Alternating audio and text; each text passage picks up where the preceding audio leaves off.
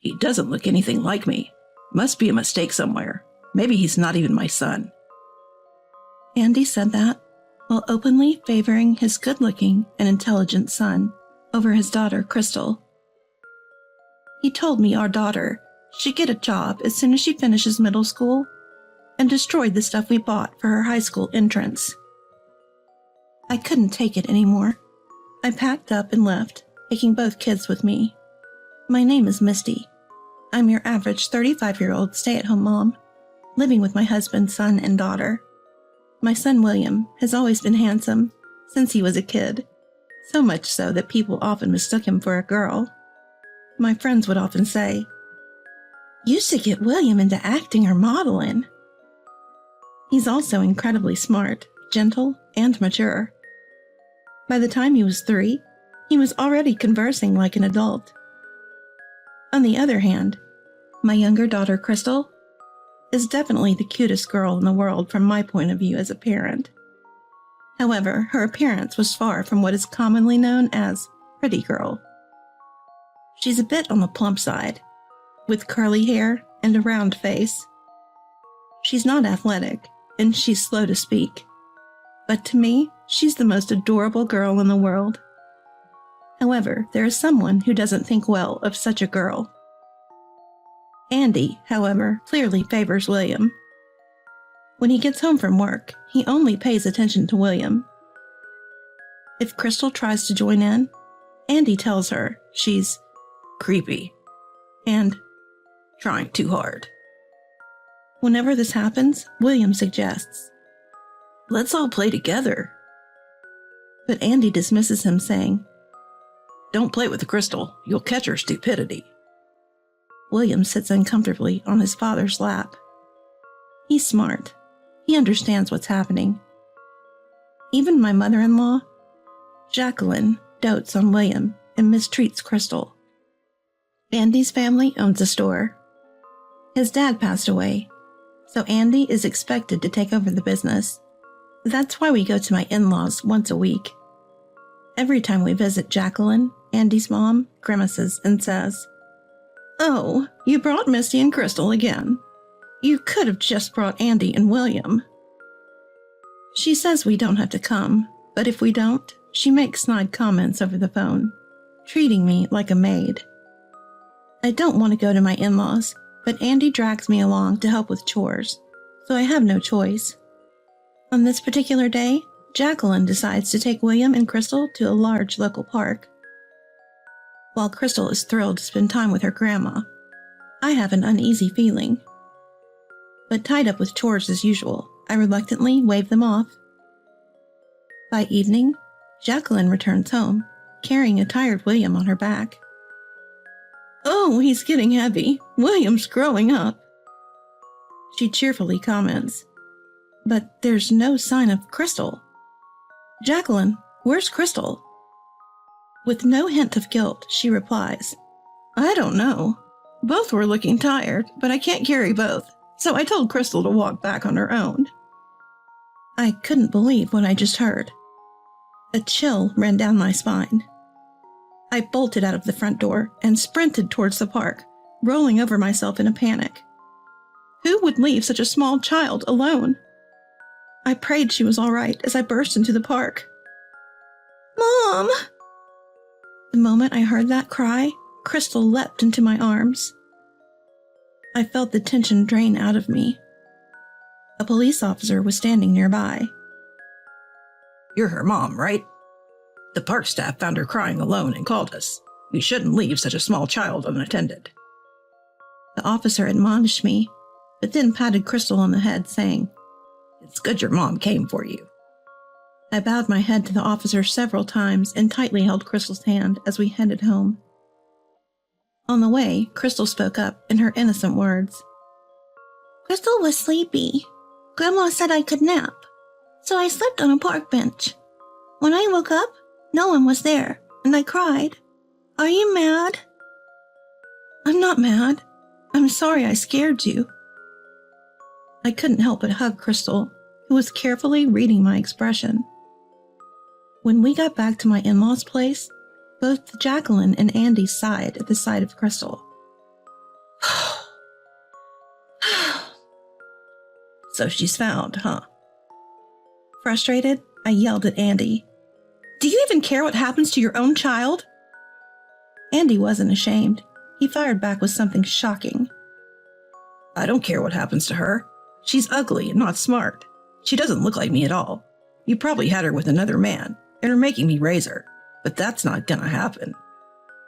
Upon hearing this, Jacqueline also chimed in.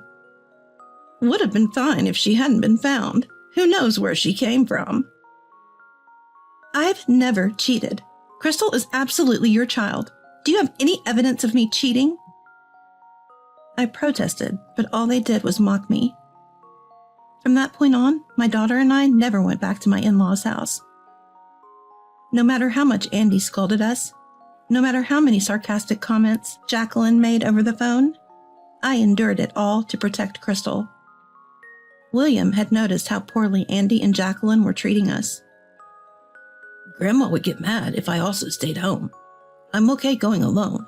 You and Crystal don't have to worry. That's what William said as he gently stroked Crystal's head. Although I felt guilty toward William, we stayed home. William is truly a kind-hearted child. Dealing with Jacqueline's mood swings must have been tough, but William managed it with his inherent brightness and charm. I've thought about divorcing many times, but without any qualifications and being just a housewife, I couldn't fathom supporting William and Crystal all by myself, so I had no choice but to endure.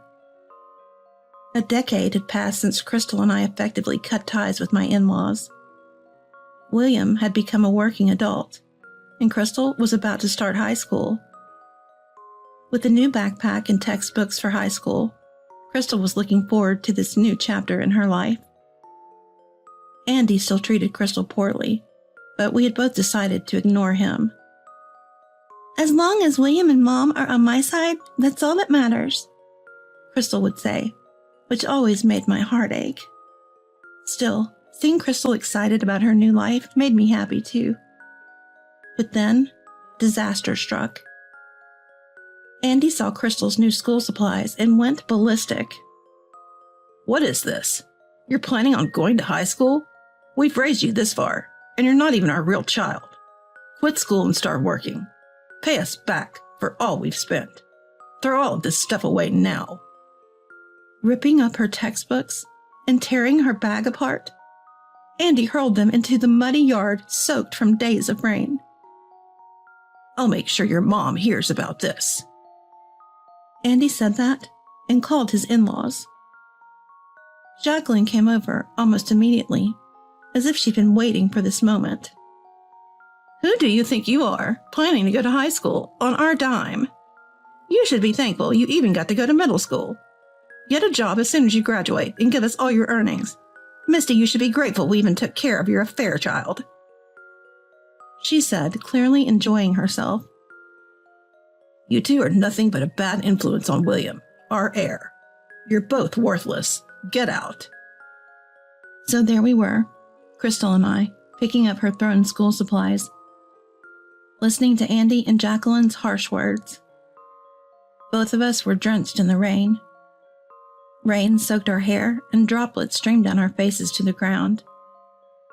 I couldn't tell if they were tears or rain anymore. With William already having moved out, there was no one left to stand up to these two. Crystal and I looked at each other, and we both knew. There was no reason left to stay in this house. After that, Crystal and I packed a few essentials and left. Andy and Jacqueline agreed to the divorce without a fuss. With nowhere to go, we turned to William for help. William was shocked to see us covered in mud and rain, but quickly understood the situation and welcomed us into his home. William offered me a warm shower, a change of clothes, and a soothing drink. Feeling a bit more settled, we sat down to talk about what's next. Got a call from Dad earlier. He says he's divorcing Mom, and we should never let them in the house again. He told me to quit my job and take over the family store, but I don't want any part of it. I can't stand him or Grandpa. Hearing this made my heart ache for William. I I've always wondered how hard it's been for him, stuck between our family and his in-laws since childhood. I was putting up with it as long as Dad and Mom were married, and while Crystal was in that house. But that's not the case anymore, is it? William grins mischievously. How about changing schools, Crystal?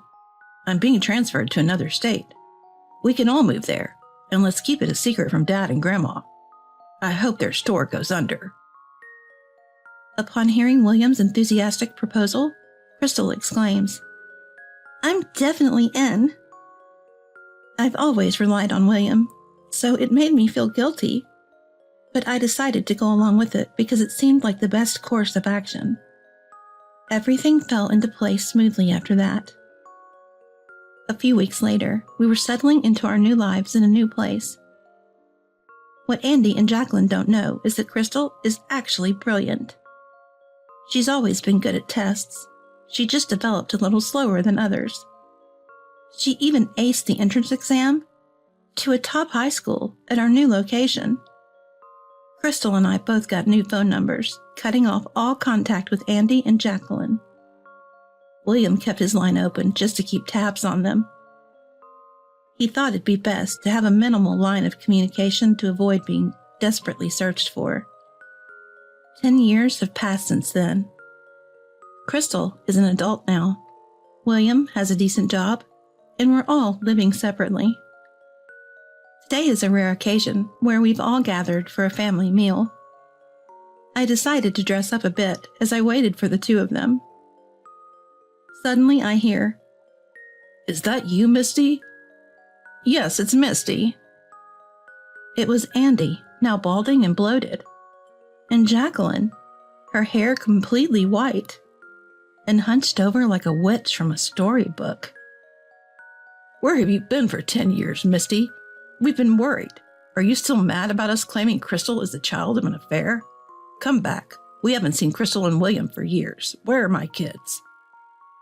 Andy was ranting, saliva flying from his mouth. Yes, come back. We're in terrible shape now. Jacqueline shrieked in her hoarse voice. Despite the dramatic reunion, I felt nothing. I observed them, oddly detached. Mom? Mom, what's going on? I looked back towards the voice. I turned to see a sharply dressed young man and a lovely young woman in a cute dress. Pointing at them, Andy and Jacqueline were speechless. Is that William and Crystal? Yes, but what are Dad and Grandma doing here? William gives a tense response. Wow, you both look incredible. Crystal, you've turned into such a beauty. I hardly recognized you. I never imagined that little Crystal would grow up to be this stunning. I wish I'd been there to see it. Ignoring William's question, both Andy and Jacqueline share their thoughts. You see, after Crystal moved away from Andy and Jacqueline, her life improved significantly. Whether it was the lack of stress or her active involvement in high school activities, she transformed. Her face slimmed down, and her eyes, once lost in baby fat, became more pronounced. Her hair, which was once unmanageably frizzy, gained a beautiful wave. Now Crystal is so adorable that she could stand next to a celebrity and not be overshadowed. Well, since her older brother William is handsome, Crystal must have had the potential to be beautiful as well. Both William and Crystal are successful and employed by big corporations. They are the pride and joy of me, their mother. So the family is back together after 10 years. Let's go out for dinner. I don't have money on me, but you both can pay, right? After all, I've raised you. Andy places his hand on Crystal's shoulder. She promptly slaps it away. Don't touch me. It's creepy. I've always been told I was a result of my mother's affair. I have no father, and you didn't raise me. Who are you? Crystal, now wearing heels, towers over Andy. Enough is enough, William states calmly. I won't forget what you did to Mom and Crystal. Today is the last day we're in contact. Don't bother calling again. Andy explodes with anger.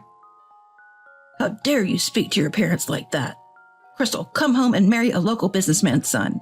William, come back and save the family business. Misty, Apologize and serve us for the rest of your life. Andy's temper flares like wildfire. We exchange glances and burst into laughter.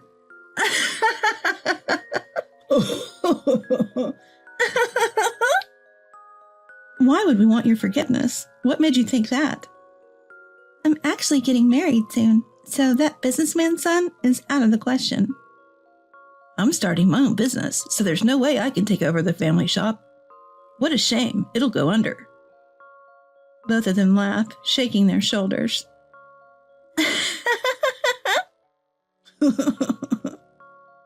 Andy looks desperate. Misty, you'll come back, won't you? His needy gaze is repulsive. Why would I return to that house? Who wants to be a housemaid there? Plus, I've remarried, so no, I can't go back.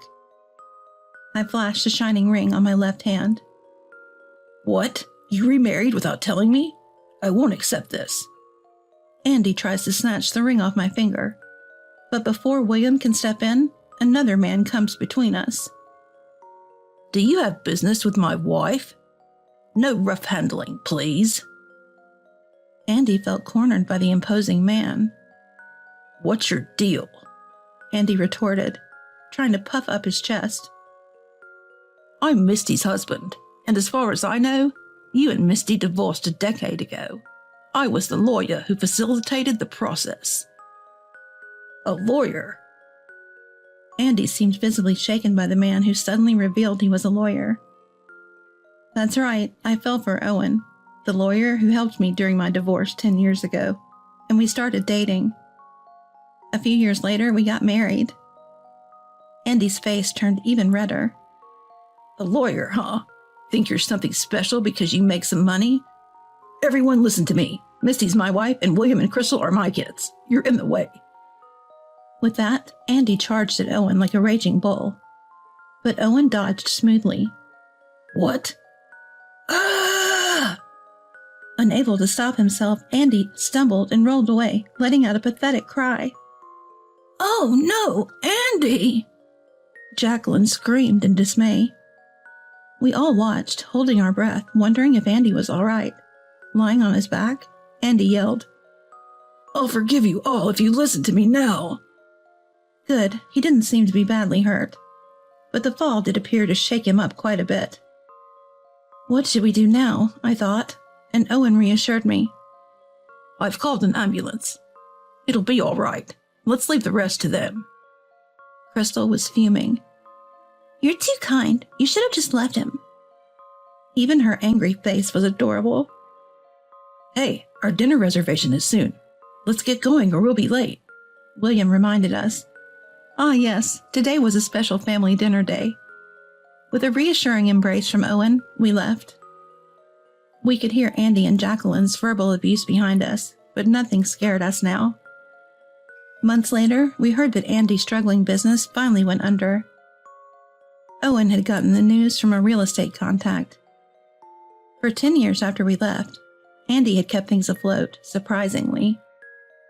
Now Andy was blaming a fall for not being able to work, leaving Jacqueline to handle both house and work, struggling to pay off debts. Hearing this, I couldn't help but marvel at how karma works. What goes around comes around.